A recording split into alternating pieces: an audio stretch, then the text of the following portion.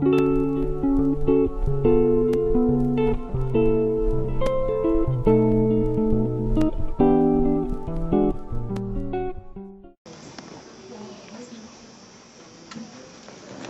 colocar de pé e abrir as nossas Bíblias em 1 Coríntios, capítulo 1.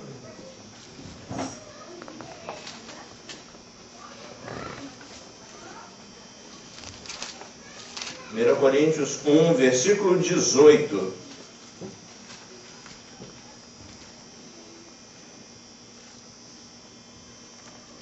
Do versículo 18 em diante, que diz: certamente a palavra da cruz é loucura para os que se perdem, mas para nós que somos salvos, poder de Deus. Pois está escrito: destruirei a sabedoria dos sábios e aniquilarei a inteligência dos entendidos. Onde está o sábio? Onde o escriba? Onde o inquiridor deste século? Porventura não tornou Deus louca a sabedoria do mundo? Visto como na sabedoria de Deus o mundo não o conheceu por sua própria sabedoria. Aprove a Deus salvar aos que creem pela loucura da pregação. Porque tanto os judeus pedem sinais, como os gregos buscam sabedoria. Mas nós pregamos a Cristo crucificado, escândalo para os judeus, loucura para os gentios. Mas para os que foram chamados, tanto judeus como gregos, pregamos a Cristo o poder de Deus e sabedoria de Deus. Porque a loucura de Deus é mais sábia do que a dos homens, ou do que os homens. E a fraqueza de Deus é mais forte do que os homens.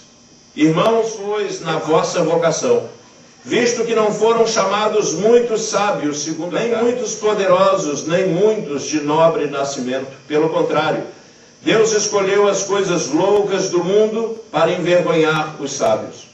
E escolheu as coisas fracas do mundo para envergonhar as fortes. Escolheu as coisas humildes do mundo e as desprezadas, e aquelas que não são, para reduzir a nada as que ninguém se vanglorie na presença de Deus. Oremos. Senhor, nós te agradecemos, porque na tua infinita bondade, graça e misericórdia, um dia olhou para cada um de nós, e tendo o teu coração, Deus nos amou a ti, nos buscou, éramos pecadores, mudou o nosso interior, salvou o nosso espírito, transformou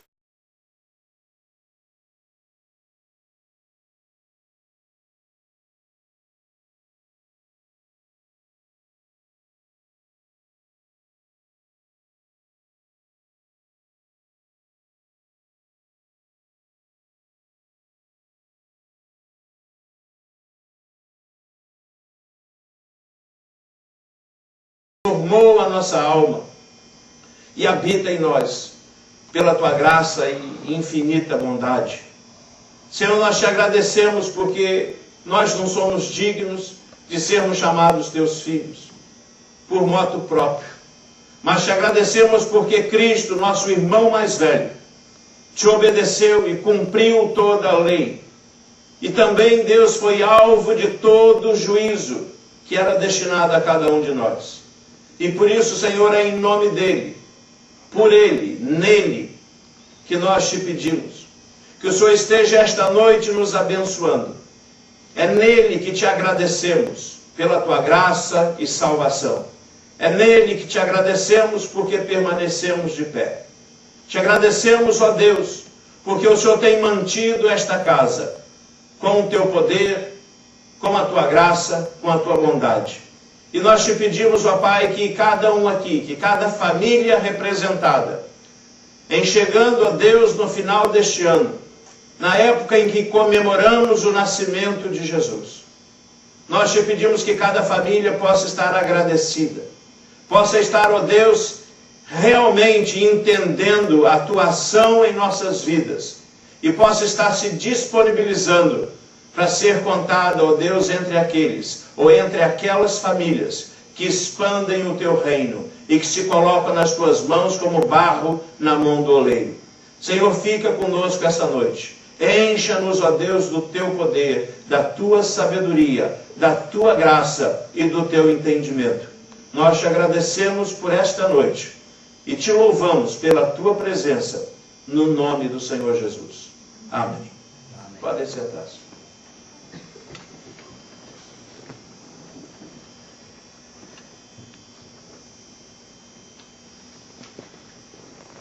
Quem já ouviu falar aqui na internet? Você consegue comprar um diploma de bacharel? Ou de mestrado? Ou de doutorado? Sem estudar.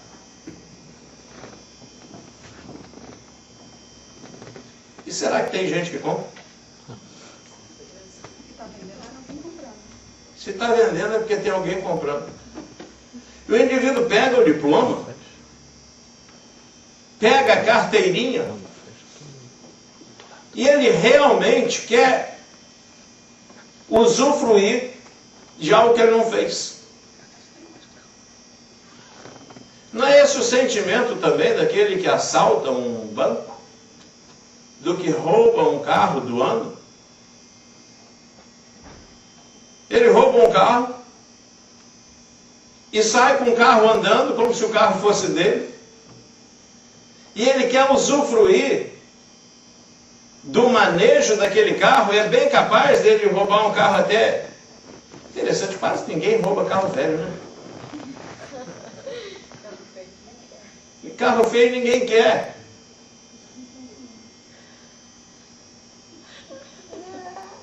Este é o reflexo da igreja. Por incrível que pareça. Esse é o reflexo da igreja. As pessoas não querem pagar o preço. E eu quero perguntar, até que ponto nós seguimos o cristianismo de Cristo e não uma religião adulterada pelo tempo? O que te garante que o que você segue é o cristianismo que Jesus Cristo veio colocar aqui? O que te garante que a igreja que nós estamos foi a igreja que Jesus inaugurou naquela conversa com Pedro e depois no Pentecoste? O que te garante? Só uma coisa pode nos garantir. Na verdade, duas. E as duas são divinas. Primeiro, a palavra de Deus. Nós vamos ter que colocar que a fé, inclusive, vem pela palavra. Então, a palavra é superior. A palavra de Deus é tão superior a todas as coisas, inclusive a fé, que dá uma olhada lá em Salmo.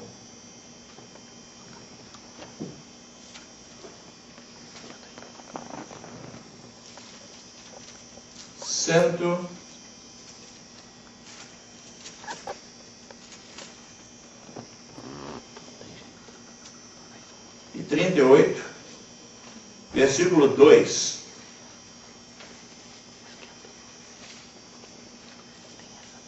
Quem lê para mim? Duas versões. Salmo 138, versículo 2.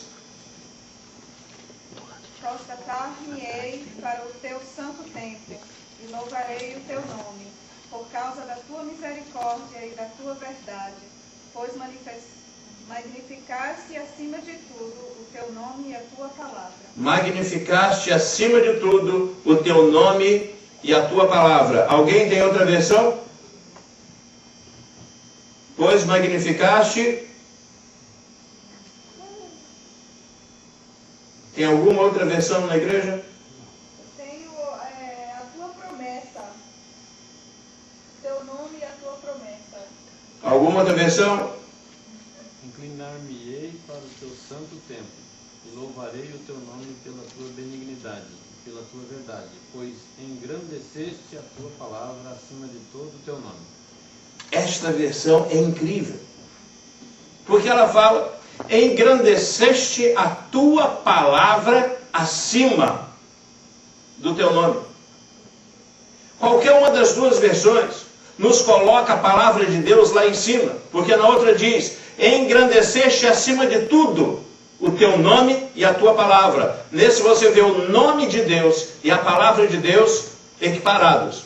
Na outra versão diz que magnificaste a tua palavra acima do teu nome. Então existem, assim está em inglês também, né? Word above. Above. Então você vê que tem duas coisas que podem nos dar a certeza de que o cristianismo que nós seguimos é o de Jesus e a igreja em que estamos é a de Cristo. A primeira é a palavra e a segunda, o Espírito Santo. Nenhuma, nem ele, nem a palavra vieram dos homens. O Espírito Santo é o próprio Deus, que habita hoje em nosso interior. E também a palavra de Deus. Mas eu queria repassar com vocês algumas coisas que têm acontecido nesses últimos 400 anos, desde a Reforma.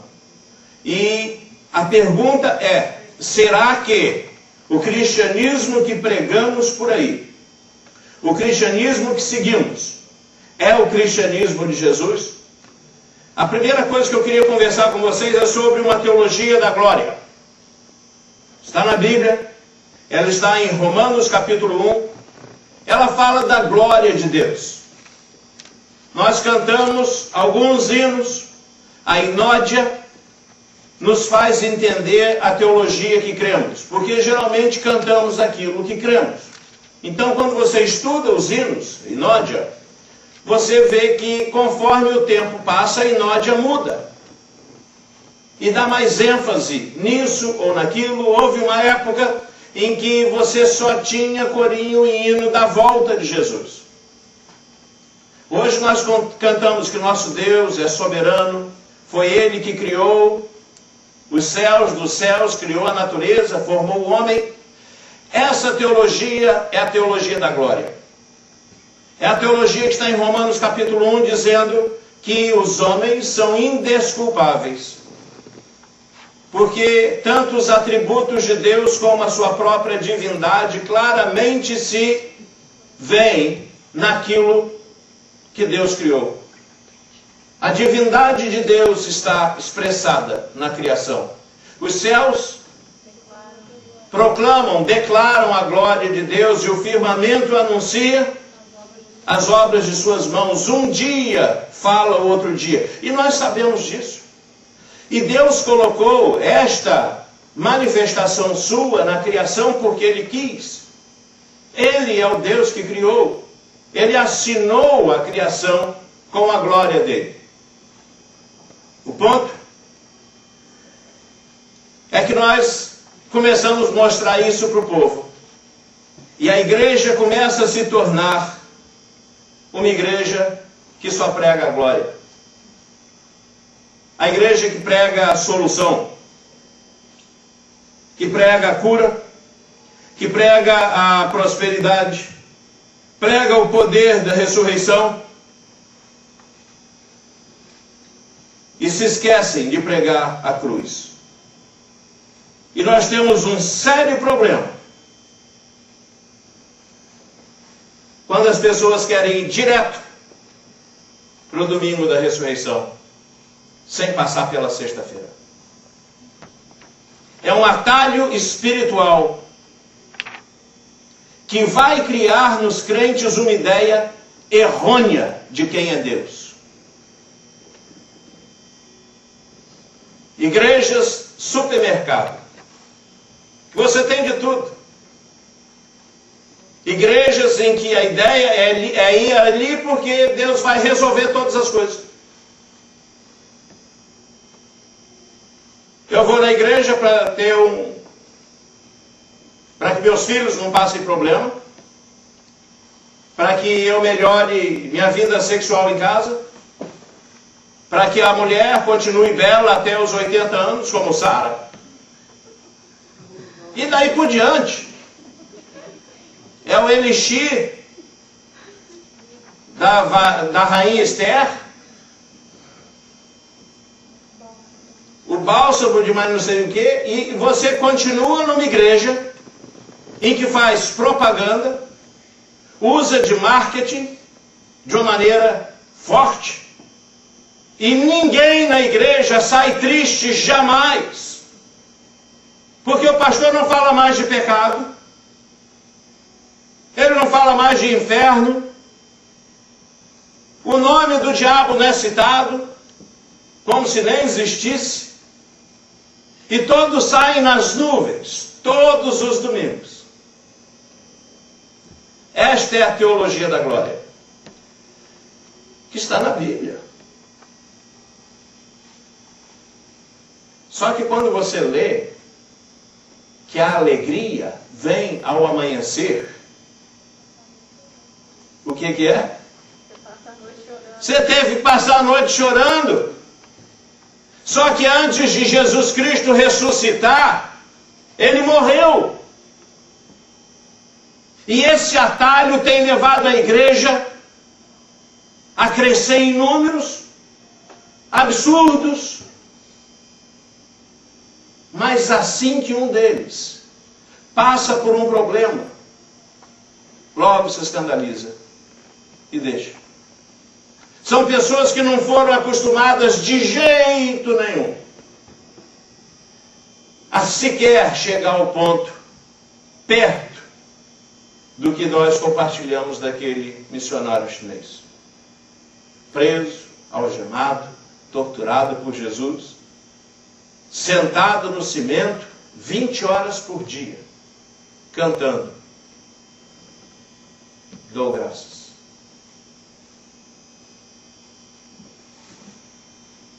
E esse evangelho tem crescido mais do que o verdadeiro. E como tem crescido?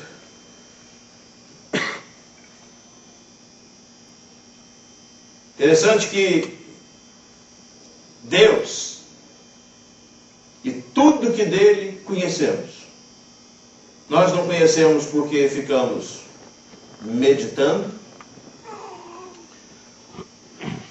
intuindo, descobrindo, pesquisando, estudando. Tudo que de Deus conhecemos, conhecemos porque Ele nos revelou. E o mesmo Deus que revelou, que criou os céus e a terra, porque de fato Ele é o Criador, que é o Deus de glória que criou o universo, Ele teve poder para isso. Que é o Deus Espírito Santo que ornou a terra. Ele tem condição, sabedoria e poder para fazer milhares ou milhões de flores diferentes, com cores e tipos e formas e perfumes diferentes. Fazer animal de tudo quanto é jeito e botar beleza na árvore, numa cachoeira. Esse Deus de glória, este Deus de poder, este Deus de sabedoria, Ele resolveu se revelar ao homem. E Ele se revelou em Jesus Cristo. É o Deus que se revela naquilo que as pessoas menos esperam. Porque um Deus de poder desse tinha que aparecer como um Godzilla enorme. Ou como um Changeman, ou sei mais o que, Homem X e X-Men, que está por aí, fazendo a Lua e Marte bater em palma, batendo um planeta no outro, fazendo os anéis de Saturno virar uma espiral na nossa frente. Eu ia crer logo nesse Deus. Mas esse Deus de poder escolheu se revelar ao homem em Jesus Cristo. Vergonha dos judeus. Se fosse para a gente escolher alguém para Deus se revelar, se revela em Salomão, rei, sábio. Não, se revelou em Jesus Cristo. Esse é o nosso grande problema. Que a maneira como Deus mais se revelou não casa com a nossa teologia. Ou pelo menos nós tentamos fugir dessa teologia da cruz, e rapidinho ir para a teologia da glória. Porque nós gostamos é da glória. Nós gostamos é do poder. Gostamos é da cura. Gostamos é da alegria. Gostamos do poder da ressurreição. Gostamos da prosperidade. É dessa área que a gente gosta. Da outra nós corremos. Interessante que esse Deus que quis se revelar e se revelou, Deus de glória, se revelou em Jesus Cristo, ele o tempo inteiro teve problemas com duas das classes que ele criou. Satanás, anjo, cheio de glória, cheio de sabedoria e de luz, ele cai, mas ele não caiu para baixo, ele caiu para cima. Como que alguém cai para cima? Quando a causa da queda é ele se colocar acima do que ele era. Chama orgulho. A queda de Satanás foi essa. Ele queria ser aquilo que não era dele, era de Deus. E o homem seguiu os mesmos caminhos. O homem caiu por causa da autonomia. O homem quer ser autônomo, completamente desligado de Deus. E cheio de orgulho, o homem, desde a queda, ele quer por conta própria se colocar em pé. E ele é vazio, vazio, vazio, vazio. E Deus empurra ele para baixo, para ver se ele morrendo, entendendo que ele é vazio. E lá vem de novo e levanta. Quem conhece o João Bobo? Conhece o João Bobo? É isso que é o João Bobo, né? Você enche o boneco, ele tem um pouco de areia no chão. Aí, e como que eu brincava com o João Bobo? Você dá aqueles murros na cara do João Bobo, ele vai lá, pei! Aí faz o quê? Volta. João Bobo volta. Ele acha que ele pode ficar em pé. Cheio de vento. Não tem nada. E assim o ser humano. Aí eles vivem neste mundo, esse mundo de João Bobo, achando que estão de pé, quando Deus fala, está tudo errado. Vocês estão mortos. Vocês não existem espiritualmente. E essa multidão de 6 bilhões de João Bobos, correndo atrás de carro. Mercedes, BMW, aquele outro, Bacarete, como chama aquele troço? Corvette. Não, Corvette não, tem um outro nome italiano aí. Maserati. Isso aí que é? Maserati. Maserati, e mais não sei o que.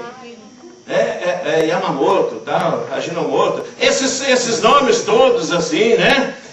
Correndo atrás de glórias, correndo atrás de cursos, correndo atrás de muito dinheiro, todos vazios, um por um, vendo que João Bobo é mais bobo, mais alto, para no finalzinho, um alfinete. E ele murcha e mostra o que ele é. Quem já teve um João Bobo furado? Eu já tive, coitadinho. É um montinho de um plástico lá, em cima de uma areia. Construiu sua casa sobre a areia. E enquanto ele está cheio de vento, ele acha que é alguma coisa. Ai, ai. O homem caído quer ficar em pé. Abre lá em 1 Coríntios 4, para ver o que Deus propõe. Deus propõe não que você se esqueça que Ele tem poder. Ele propõe não que você esqueça que Ele é o Deus Criador, é o Deus da glória, é o Senhor dos exércitos. Tudo isso é verdade. Mas antes de domingo de ressurreição, teve a sexta-feira da paixão.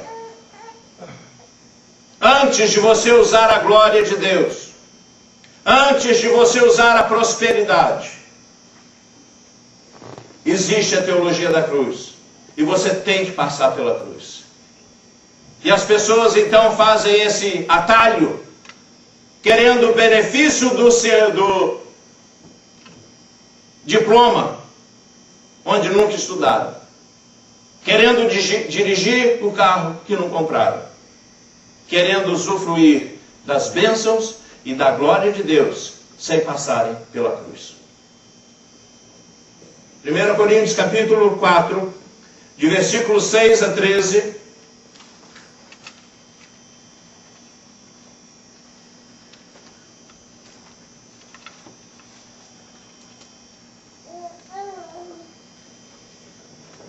Olha que interessante, você consegue ver Paulo falando dessas duas coisas.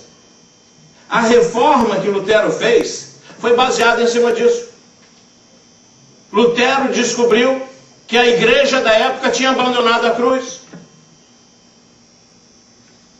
E Paulo aqui, falando aos coríntios, você vê diretamente ele falando da teologia da graça, da teologia da glória e da teologia da cruz. Nós devemos participar das duas. Mas tem muito crente que só participa de uma. E perdem muito com isso. Nós vamos ver. Abre lá. 1 Coríntios 4, de 6 em diante. Estas coisas, irmãos, apliquei-as figuradamente a mim e a Apolo por vossa causa, para que por nosso exemplo aprendais isto, a fim de que ninguém se ensoberbeça em favor de um em detrimento do outro. Pois quem é que te fez sobressair? E que tens tu que não tenha recebido?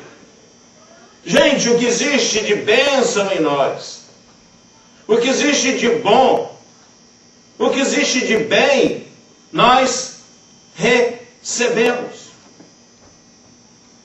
Foi pela graça. O que de bom existe em nós veio de Deus. E Paulo fala, por que vocês vivem como se as coisas boas tivessem surgido em vocês? Então olha a pergunta dele, é o quê? Pois quem te fez sobressair? E que tens tu que não tenha recebido? E se o recebeste, por que te vanglorias como se não tiveras recebido? Agora ele falando para esse povo lá de Corinto. Um povo que tudo indica viviam esta teologia da glória. A gente tem, a gente é, a gente faz, não precisamos. E aí Paulo fala, já estáis fartos, já estáis ricos, chegaste a reinar sem nós.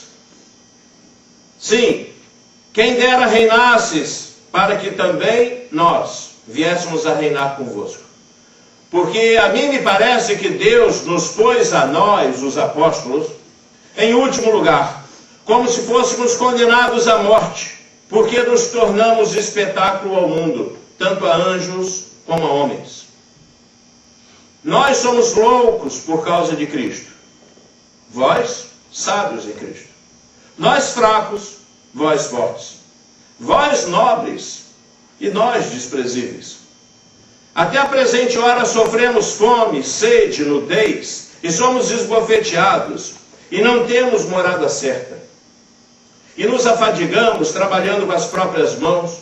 Quando somos injuriados, bendizemos.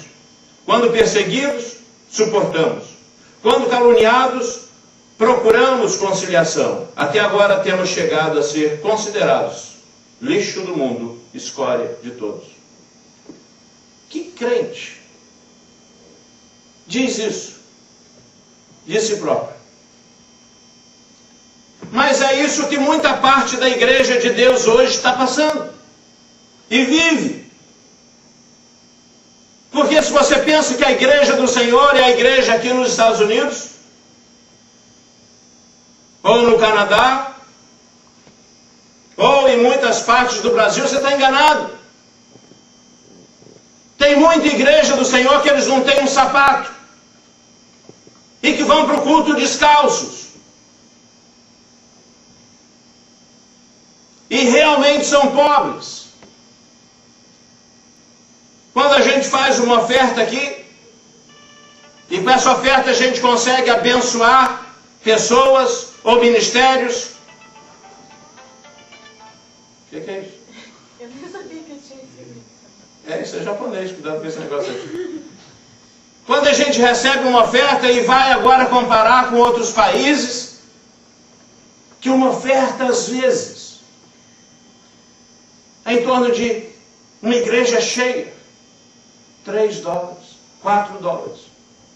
Porque é isso que eles têm. E muitos dão tudo que têm. E quando você é um missionário, você é acostumado a receber galinha, receber manga, receber mandioca, receber um monte de coisa. Fica aquele troço lá na frente da igreja. Porque é isso que eles têm. Esta nossa fartura, esse nosso carpete. Isso pode ser perigoso em fazer a gente começar a pensar que nós somos algo especial mesmo. E que vivemos num local especial. Sabendo que a igreja do Senhor passa nudez hoje. Passa fome, passa frio. E hoje crentes são torturados. Mas nós não passamos isso. Se você abrir em 2 Coríntios, nota que Paulo fala nós e vós. 2 Coríntios capítulo 4. 2 Coríntios 4. De 7 a 12. Existe este povo dentro da igreja. Povo que foi salvo um dia. Mas povo que não quis passar por uma mortificação. Povo que não gosta da palavra cruz. Povo que evita o sofrimento. Povo que às vezes pula de galho em galho para procurar um local onde possa ser abençoado. E a palavra que satisfaz é aquela que vai elevá-lo. Existem igrejas hoje que literalmente o pastor fala: eu não prego sobre pecado. Eu só prego coisas que vão edificar os crentes, que vão colocar as pessoas para cima. Eu prego aquilo que vai construir. Essa é a retórica deles. E olha Paulo aqui falando então. E ele coloca dois tipos. Nós, Paulo considera aqueles que passaram pela cruz e que entendem que Jesus falou sério quando disse: no mundo tereis aflições. Passaram pela cruz e sabe que Jesus falou: chorai com os que choram. Então tem gente que chora. E se diz que passaremos por aflições, então seremos afligidos. E lá aquele pastor chinês, na frente de 2.500 pastores, tem a ousadia de falar: o cristão que não passa tribulação não está vivendo piedosamente em Cristo Jesus. Ou então você pega uma tesourinha e corta esse versículo, porque é Timóteo, né? Vamos lá? Ele é ousado. Eu gosto de chinês por causa disso. Eles falam a coisa, se manda para a China, ninguém acha mais. Tudo igual. 2 Timóteo 3, versículo 12. Lê para mim alguém. 2 Timóteo 3, 12. E depois voltamos aqui para 2 Coríntios. Todos aqueles... Ora, todos quantos querem viver piedosamente em Cristo Jesus serão perseguidos. Meu irmão, você é perseguido. Você é perseguida. Graças a Deus, por quê? Porque esse versículo diz: se você quiser viver piedosamente em Cristo, você vai ser perseguido. Tem que ter uma perseguição. No mundo você tem aflição. E eu dou graças a Deus porque eu posso também, Paulo dizendo, ainda sofrer os sofrimentos de Cristo. E Pedro fala: olha, não se assuste quando esse fogo vem em volta de vocês querendo devorar, porque é para testar vocês.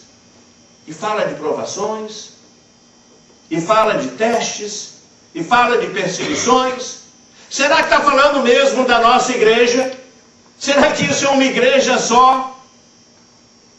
Será que eu sigo de fato o cristianismo de Jesus Cristo? Ou fizemos um outro cristianismo que se amolde a gente muito mais suitable? A gente se encaixa nele bem. É do jeitinho que eu gosto.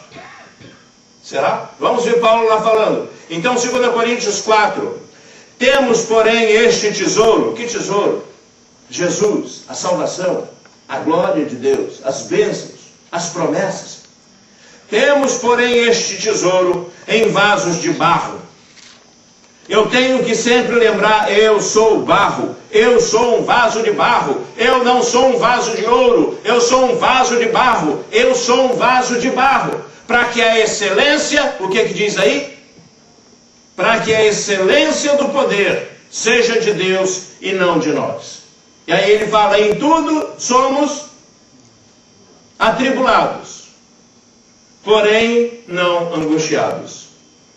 Paulo diz que aqueles que são da igreja, em tudo são atribulados.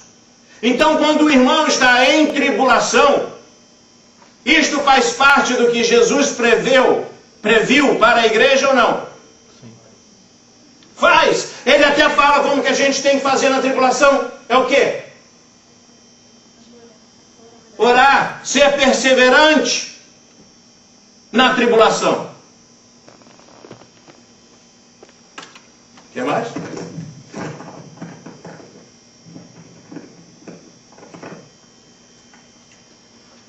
Em tudo somos atribulados, porém não angustiados, perplexos, porém não desanimados, perseguidos, porém não desamparados, abatidos, porém não destruídos.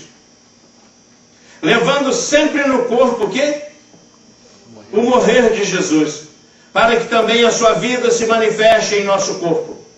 Porque nós, que vivemos, somos sempre entregues à morte por causa de Jesus, para que também a vida de Jesus se manifeste em nossa carne mortal, de modo que em nós opera a vida. Não? A morte. Ou a morte? O que ele diz?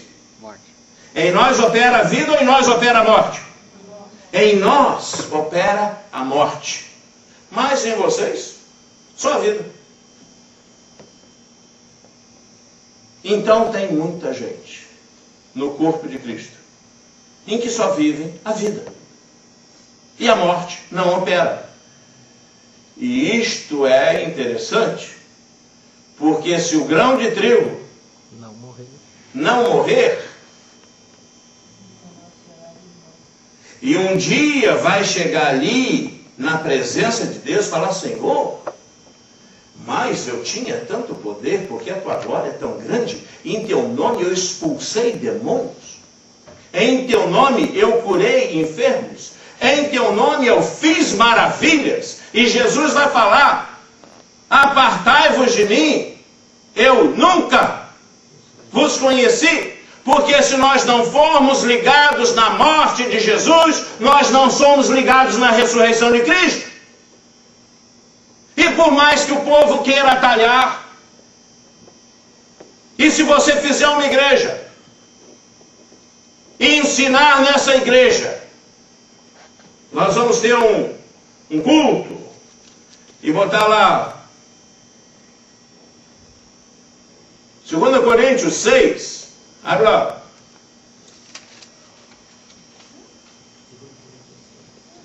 Versículo 2 Coríntios 6.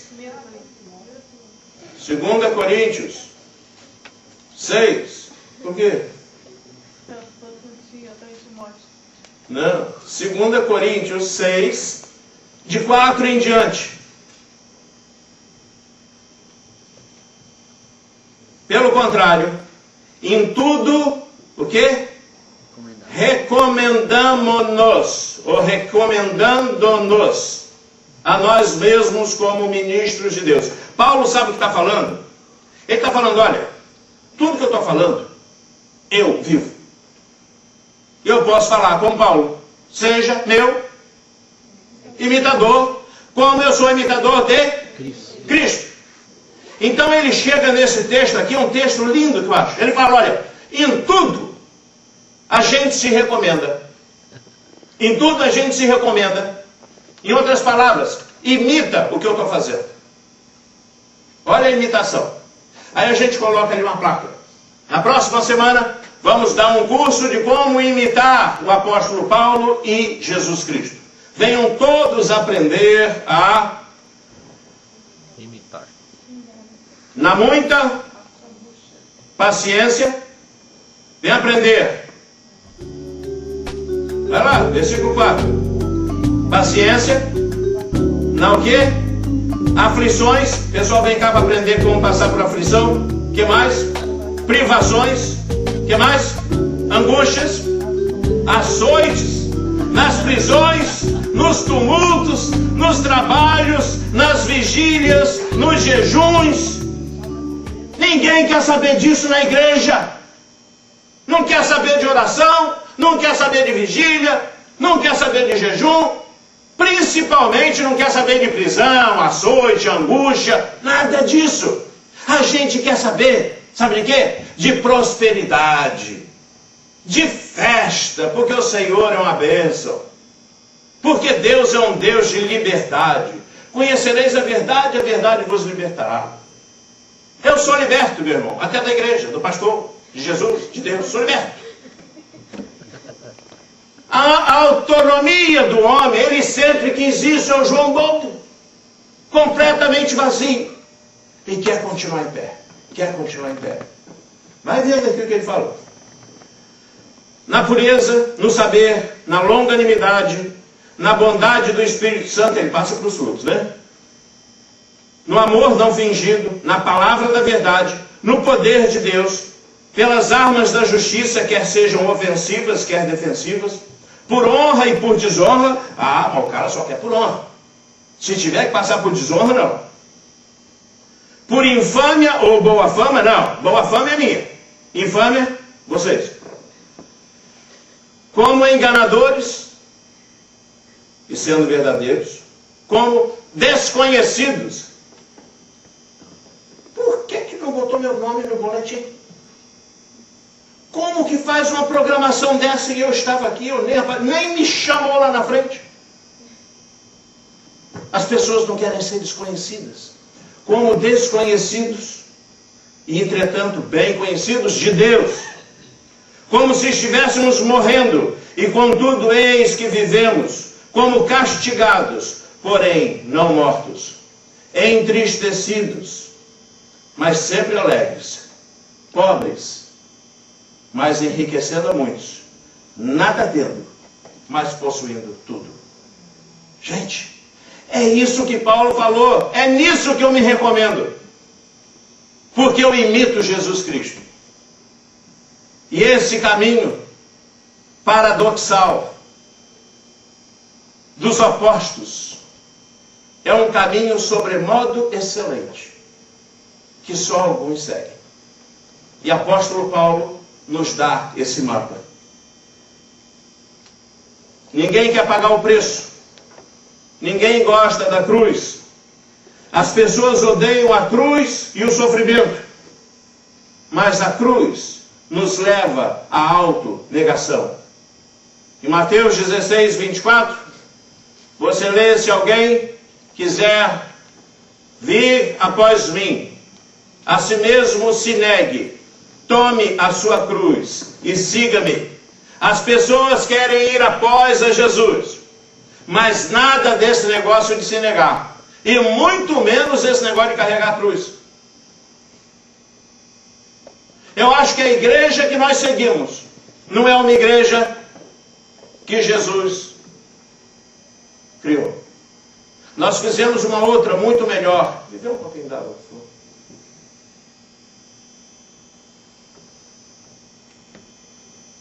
Em que não tem esse tipo de coisa.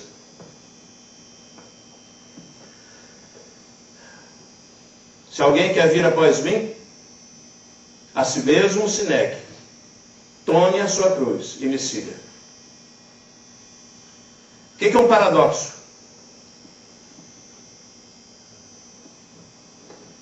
Um paradoxo é uma afirmação de algo que não faz sentido em funcionar.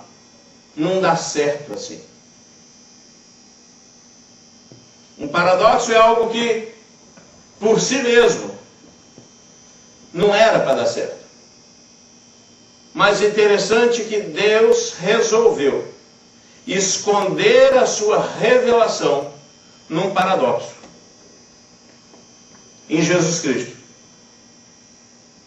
Se as pessoas naquela época ouvissem falar, Deus está na terra, na época que Jesus estivesse aqui, no dia que Jesus estivesse sendo crucificado, imagina, você é uma pessoa que nunca ouviu falar de Deus, se Deus existe ou não.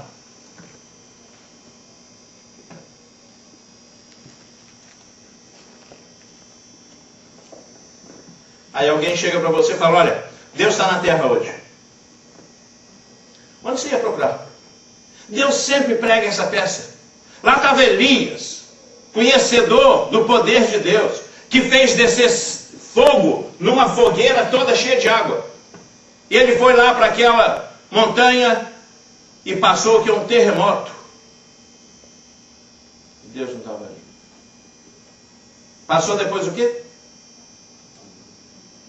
Um vento forte. E Deus não estava ali.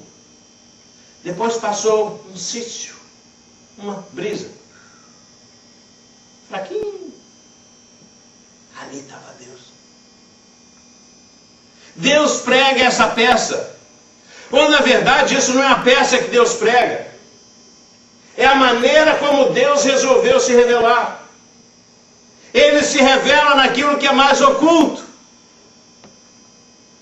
Ali onde não era para estar, é ali que ele está. E você no dia que Jesus está sendo crucificado ia procurar Deus aonde? Em cima de uma montanha, lá em Roma, ou lá com os sábios. Você não ia procurar Deus pregado numa cruz, cuspindo até sem roupa, porque não faz sentido. Mas é ali que a vitória foi obtida. E o evangelho nosso é o evangelho da cruz. Não que você abra mão do evangelho da glória, mas passe pela cruz antes. E saiba que no mundo nós teremos aflições. Saiba que você tem que chorar com o que chora. Saiba que você vai ser atribulado. Saiba que vai, se você seguir a Jesus direito, você vai ser perseguida. Essa é a realidade. Mas isso não enche igreja. Como oração também não enche. Como jejum não enche. Nos cultos de oração, tem quantas pessoas? Pois bem, paradoxo é isso que a gente não entende, mas é onde está a realidade. Quando eu morro, é que eu estou vivo. Isso não faz sentido, mas é isso que a Bíblia diz.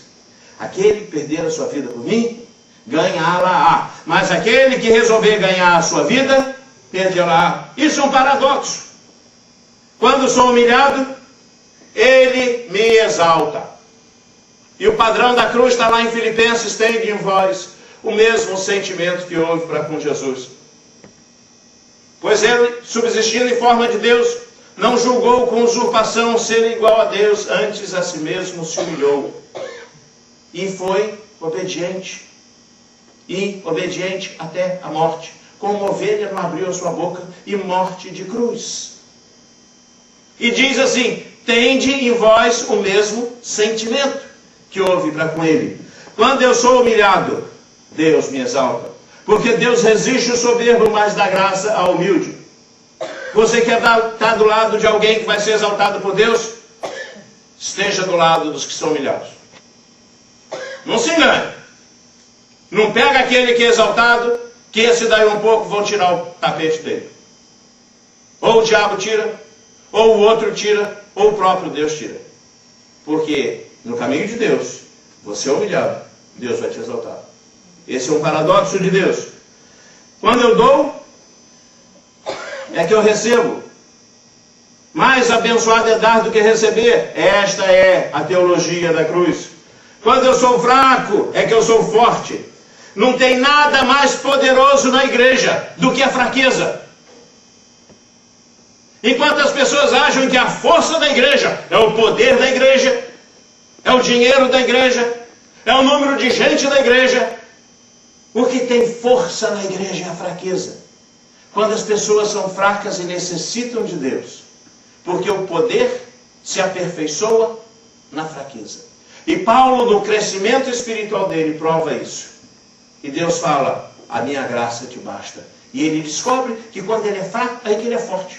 Porque aí ele não precisa construir, não precisa correr atrás, não precisa fazer. Enquanto ele dorme, Deus dá. E o outro corre atrás, faz e acontece. E Deus guarda lá, para um dia tirar, e dá para aquele que se compadece do pobre. O poder mais forte da igreja é a sua fraqueza. Deus se revela melhor naquilo que está mais oculto. E em Deus, aprouve que nele, em Cristo, residisse toda a plenitude. Deus se revela naquilo que estava mais oculto. Se teve uma maneira de esconder como Deus é, a pessoa de Jesus. Ninguém ia descobrir que ali estava Deus. E foi na cruz que Cristo conquistou a vitória. Símbolo de vergonha. A maneira correta de entender Deus é olhar para a cruz e não para a Via Láctea. Eu vou falar de novo. A maneira correta de você entender Deus, olha para a cruz, não para a Via Láctea. E nós gostamos de orar, né? Lá no Brasil, pelo menos, quando a gente sobe dos montes, a gente olha para cima, vê aquela grandiosidade que Deus construiu, fez, criou, e nós então com muita facilidade nós nos quebrantamos perante esse Deus da glória.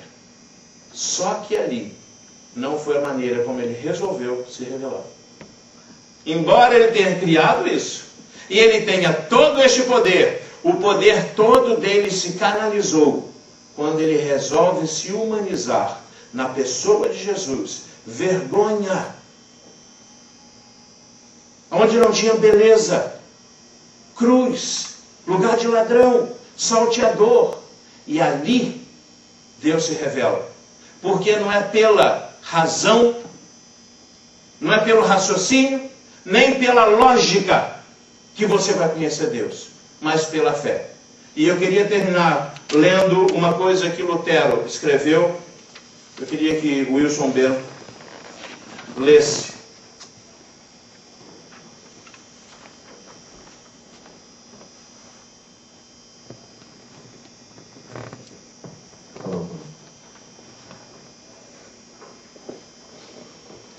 Presta atenção nisso.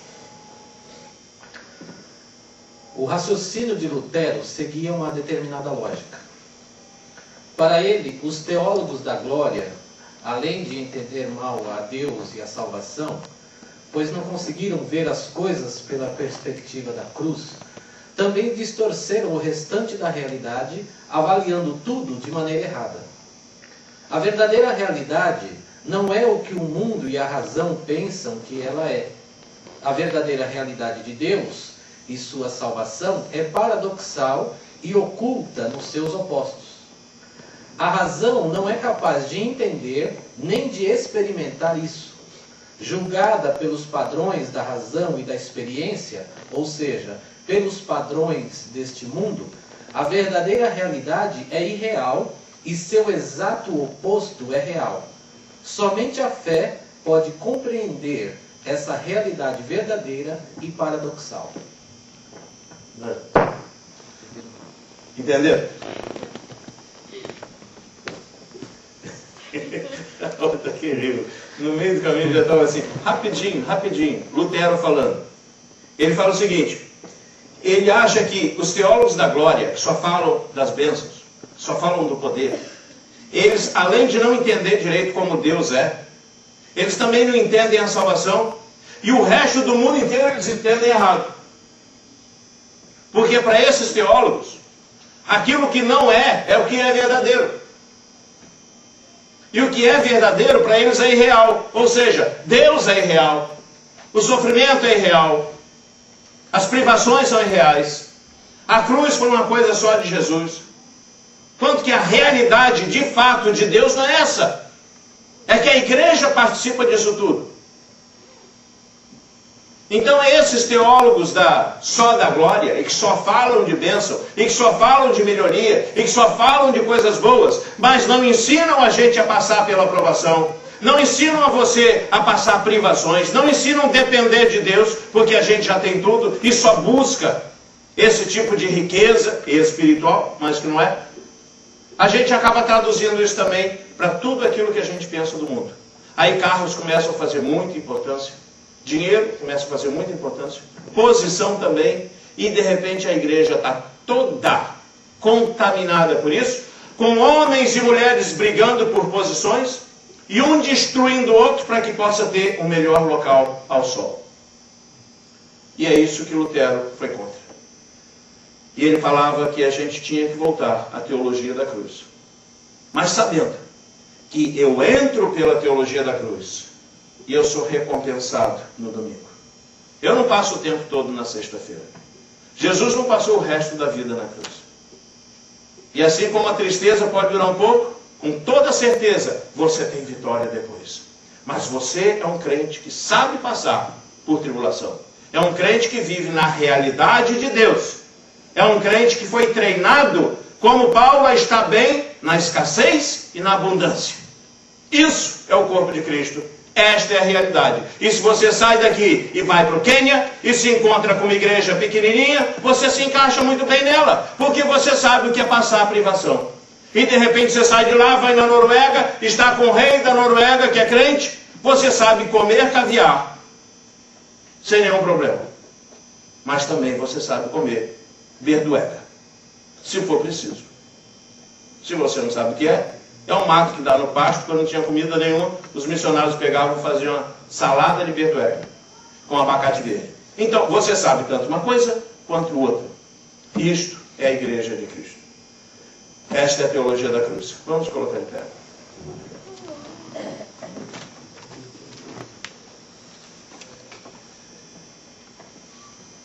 Senhor, em nome de Jesus, eu quero te pedir que o Senhor possa, durante esta semana, ó Pai, estar ministrando aos nossos corações, nos trazendo a uma vivência real de que no mundo nós teríamos aflições, de que nós fomos colocados no mundo e que o Senhor não esperava que houvesse coisa melhor para a gente do que houve contigo, e que seríamos perseguidos, colocados entre lobos. Senhor, que em te buscando, outros não iriam gostar, e por isso seríamos perseguidos. Em dando testemunho, receberíamos, ó Deus, do mundo e até dos falsos irmãos, traições, pedradas. E que em tudo isso, Senhor, nós possamos entender que somos mais do que vencedores. E que a leve e momentânea tribulação que passamos, mas que passamos e entendemos que podemos passar, ela será trocada pelo peso de glória, por aquele local que o Senhor vai preparar, por bênçãos já nesta vida, insondáveis, incontáveis, que coração humano não pensou. Mas queremos dizer a Ti que nós somos uma igreja que entendemos que ser imitador de Paulo e de Jesus inclui nos colocarmos, ó Deus, nesta vida, de maneira transparente para os irmãos. E quando sofrermos, falarmos, eu estou triste. E quando tivermos privações, falarmos, eu preciso da sua ajuda. Senhor, que o nosso senso de vitória não seja a hipocrisia de uma máscara, mas seja a transparência em amor dos irmãos. Senhor, dá que possamos ter o teu poder, mas dá, Senhor, também que possamos negar o nosso eu. Dá que possamos morrer diariamente para o nosso velho homem, para que Cristo possa viver realmente em nós. Senhor, não queremos ser religiosos, queremos ser parte do corpo de Cristo. Senhor, tanta parte deste corpo sofre. E nós, Senhor, queremos com eles sofrer. E queremos também ser, ó Deus, instrumento de bênção para aqueles que têm menos do que nós. Porque a tua palavra diz, se nós possuímos recursos deste mundo e fecharmos o coração para um outro irmão ou irmã que tem necessidade, como o teu amor pode estar em nós. Senhor, que a tua palavra possa ser viva em nossa vida, em nossa igreja, em nossa família. Fica conosco e dá-nos uma semana de meditação, para que a gente ajuste os ponteiros e sintonize a nossa fé na verdadeira igreja de Cristo. Igreja vitoriosa, igreja que sofre, igreja que as portas do inferno não prevalecem contra ela. Porque é na nossa fraqueza que o teu poder se aperfeiçoa em cada um de nós. É a tua graça que nos basta. E o teu poder, ele vem, ó Deus, verdadeiramente, quando somos fracos. Então a ti nós te damos glória, a ti louvamos e te pedimos que o Senhor complete esta palavra através do teu Espírito Santo, dando-nos uma vivência bíblica e cristã verdadeira, real, e que esse ano de 2007 seja um ano de transformação. É o que nós te pedimos e te agradecemos no nome santo do Senhor Jesus. E que a graça de Deus, o nosso Pai, e que a mediação de Jesus Cristo, que as misericórdias, que a presença, consolo e o convencimento do Espírito seja com todos nós aqui. Senhor, dá-nos uma semana abençoada e despede-nos debaixo da tua paz. Em nome de Jesus. Amém.